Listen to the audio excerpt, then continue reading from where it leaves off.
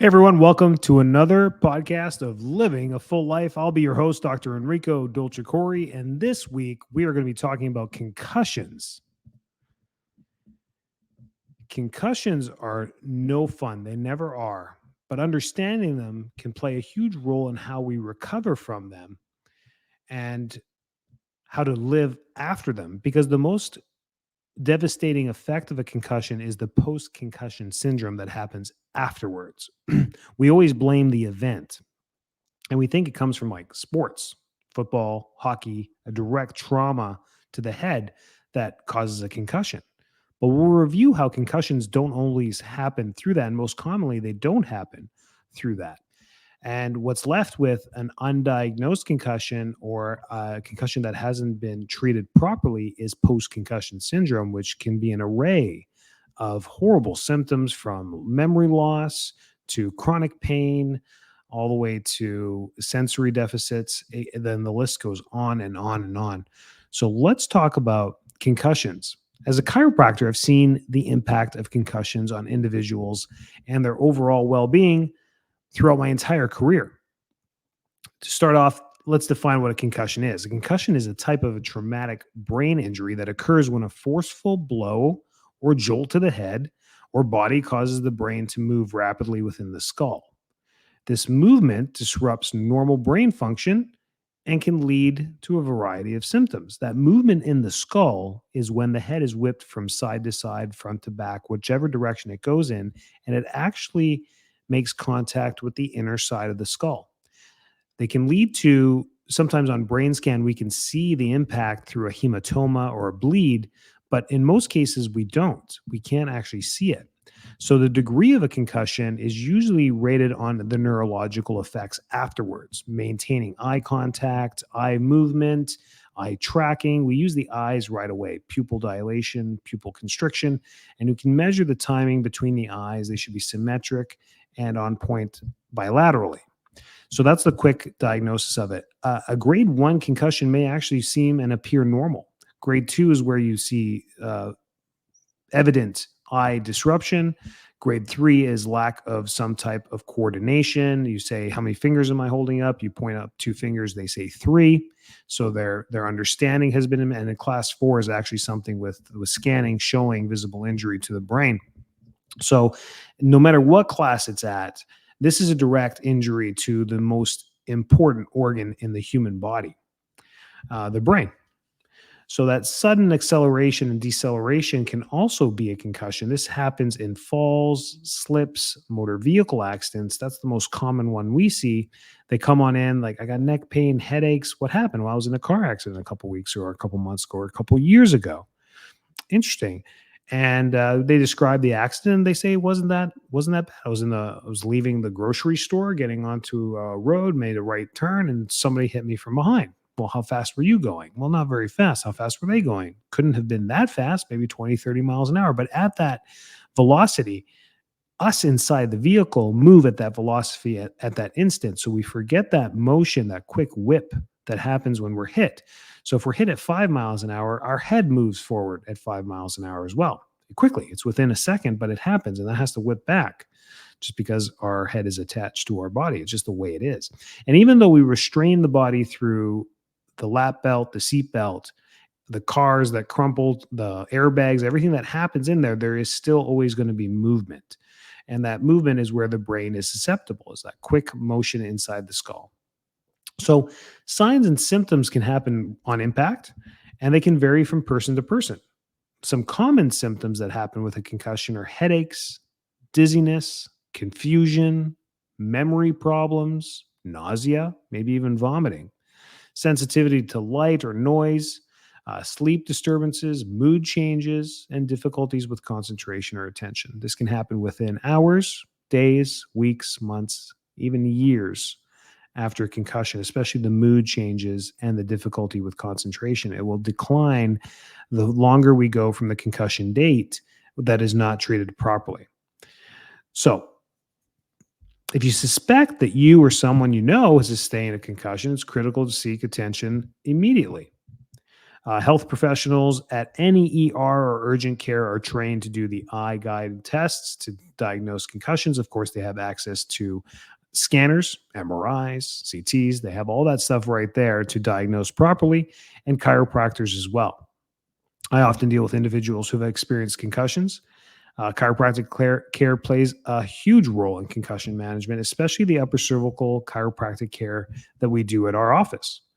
It includes overall spine and nervous system management, but the upper two bones of the upper neck play of the spine, the upper two bones of the spine, C1 and C2, play a critical role in the stabilization of the head on the body. It's pretty much the direct gatekeeper between the skull and the rest of the body. So C1 and C2, uh, even with unpopular review, don't have discs between them. C1 directly sits underneath the skull with no disc. Its articulation is bone on bone with the skull. And then C2 sits right underneath C1. Again, no disc. Discs play a big role in the spine. Every other vertebra have spine has a disc between them, and that's for shock absorption, movement, and maintaining the proper ergonomics of the spine. However, C1, C2, and the skull do not have a disc between them. They are stacked on top of one another, bone on bone, to protect the most vital part of the human body, which is the brain stem. The brain stem itself controls the hindbrain, the cerebellum, and the brain stem have all the primal function controls of every single animal, mammal on Earth. We all share one thing in common: it's our brain stem.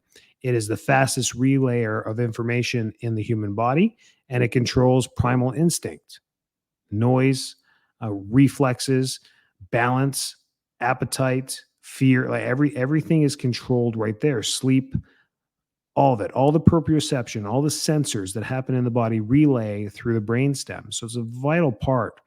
And it's meant to be stacked on top of one another. C1, C2, and the occiput are supposed to be all stacked to leave a nice tunnel for this brainstem to sit in there comfortably, surrounded with cerebral spinal fluid.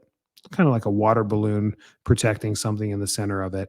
That's how it's all supposed to be. So any movement in that upper neck, once we take a force, the neck moves as well. It's called a whip, and the head moves in a whiplash type fashion, forward and back or side to side. And sometimes, in some cases, the atlas and the axis, C1 and C2, move out of position and stay locked out of position for whatever reason. They're just bone on bone. Their articulations work that way.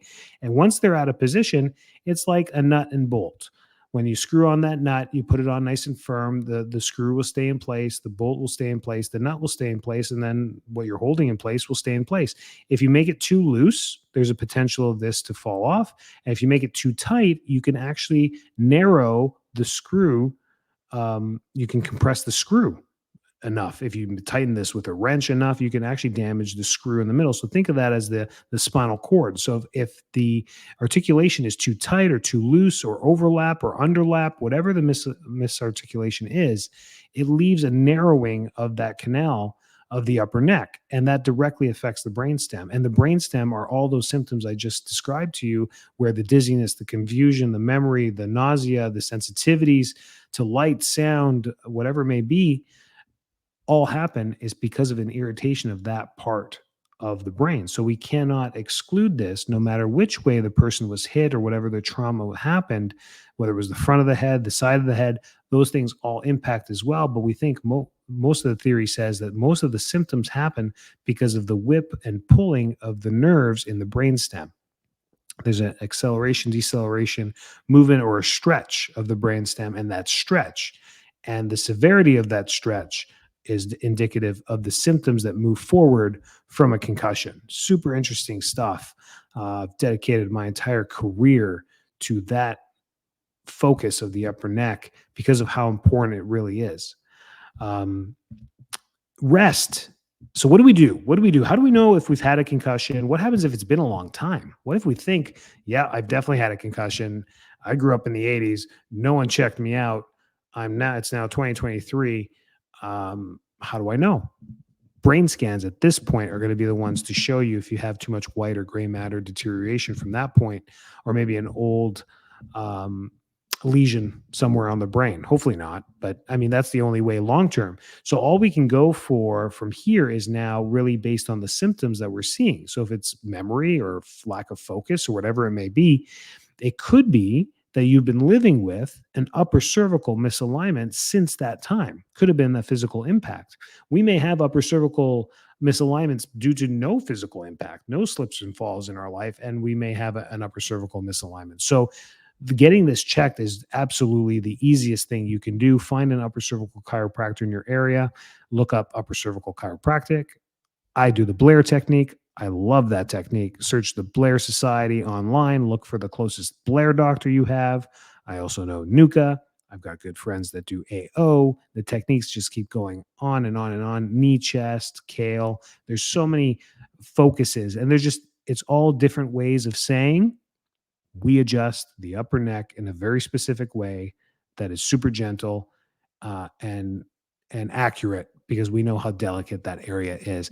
And global chiropractic care, the most common chiropractic care where we turn and crack the neck and twist and do those adjustments, don't adjust C1. They don't. And every chiropractor will tell you this. When I rotate your head or I turn your head and I perform an adjustment, I'm not getting C1 to move or specifically moving C1. We're getting a lot of movement in your lower cervical spine and your lower neck, and all those discs and joints are making all the crunching noises.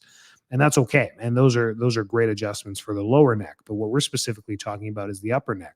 And in order to adjust the upper neck, you must be in a static position, meaning face up or on your side, or your head turned specifically, and you don't move.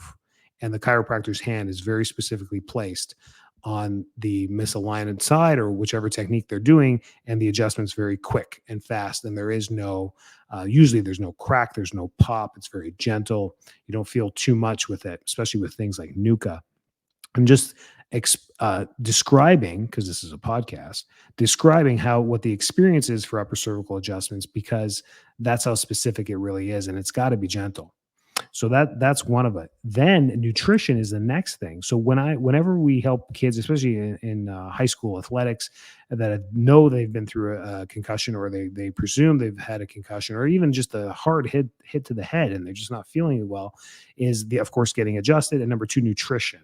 The omega 3s, fatty acids, are so important for speeding up nerve healing in the body, especially the brain. We actually go a little bit more deeper than omega 3, and we talk about DHA. The DHA derivative of fatty chain omega 3s is the best for when it comes to the brain and brain development.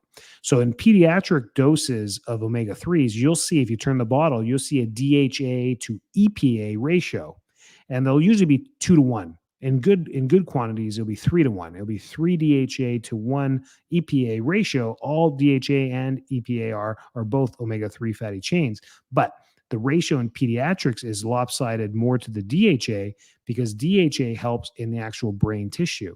And when we get adult omega 3 supplements, you'll see an EPA exposure, sometimes barely any DHA in it. And it'll be a 2 to 1 EPA or a 3 to 1 EPA to DHA ratio. The reason I'm going into detail about that is because it's the DHA portion.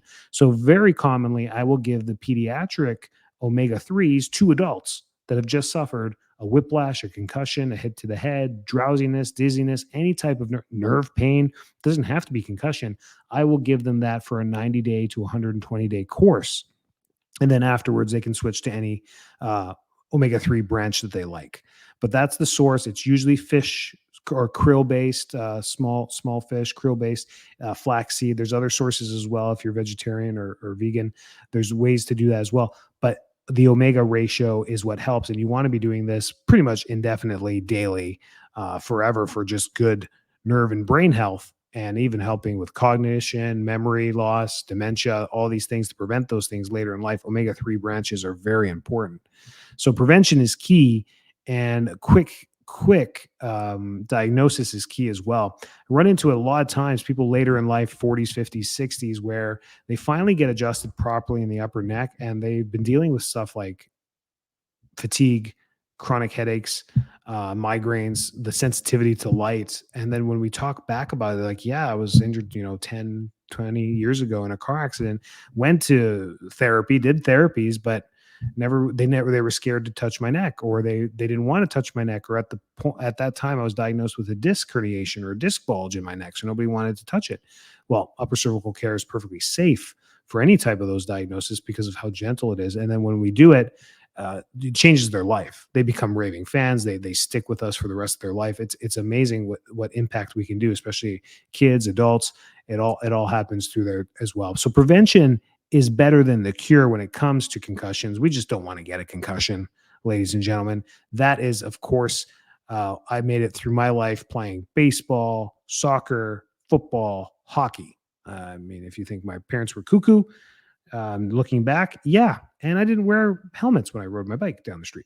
How I got away with, I think, no concussions. I'm pretty sure. I don't remember something so severe, but I did hit my head. So who knows? Who knows? My wife's going to disagree with all that. She's going to say I've had multiple concussions, but that is neither here nor there. That's the point of that. Prevention is key. Wearing the proper equipment. I can't stress this enough for especially kids today. Football, hockey, it's come a long way. The equipment has come a long way. These kids are safer in this stuff. You got to wear it. Rollerblading, scooters, hoverboards. What's all the new stuff these kids are on? Unbelievable. Skateboards.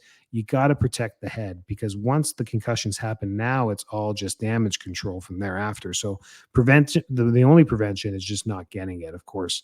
Um, that's it. That's concussions. That's how we deal with them. There is hope. If you know anyone that has been in an injury that hasn't been assessed properly, lead them in the right direction. Send them this podcast. Share the links here. Send them to the YouTube channel. Give them the copy and paste the link. Let them listen to this. Find an upper cervical chiropractor in your area. Go to uppercervicalchiropractic.com. Go to upper cervical chiropractor in the Google search. Go to the Blair Society. Go check out where the Blair chiropractors are at, or any of the NUCCA, NUCCA. That's the National Upper Cervical Chiropractic Association. Go there. That's a very cool technique, very gentle. And the list goes on and on and on. Yes, I'm biased to the ones that I know, but whatever. They're all great. They're all fantastic, and they can all help people. Even functional neurology chiropractors have that dedication. Some of them have dedicated some of their education towards that as well. Functional neurology chiropractors as well will even do some extra work with concussion, where they don't just upper cervical adjustments. They do light therapy with the goggles. They retrain balance. They have vibration boards. They have balance boards, and they do physical assessment and physical therapy with it as well too. So there's multiple branches of this when it comes to concussion. Just go to someone that's well versed in it. I am. Please reach out to me. I will find you the people around the world that can do this for you, because I've been doing it for a very long time. So there is hope. Get checked. It's the easiest thing you can do. Like I said, as the years go by, hard to diagnose a concussion, but very easy to find a misalignment in the upper neck, or a subluxation of the spine, or something that could be affecting post-concussion type syndrome as well. Stay well, stay safe, stay healthy. Take care.